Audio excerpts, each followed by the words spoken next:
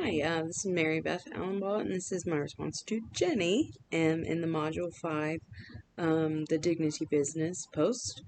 Um, so first off, I really liked your takeaway about separate is never equal.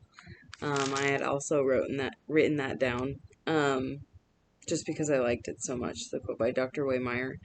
I also really liked how he said we have always been wrong about what we believe people with disability can achieve.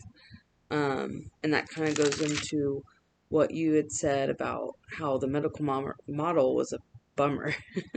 And I totally agree because it limits the potential of, what a person with a disability can do. As well as your comment about the social model is the complete opposite of the medical model, and how the medical model is, it's degrading to people with disabilities. So I guess my question to you would be, if, there are still people out there, and sadly, there's a lot of educators, and being a general educator, I've seen it before, where they still are in this mindset where people with disabilities can't achieve the same as a person who's, neurotypical, or one that doesn't have a disability diagnosed.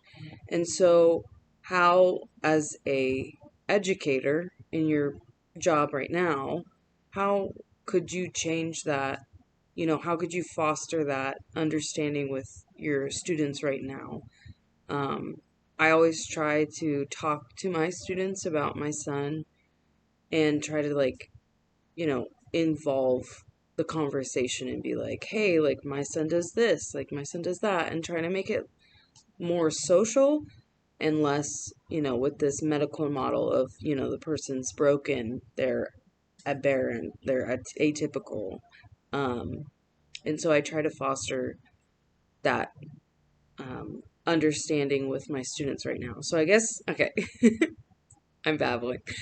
Let me just ask my question. So my question would be, how, as in your current work as a general educator, could you help foster the understanding of the opposite of this medical model?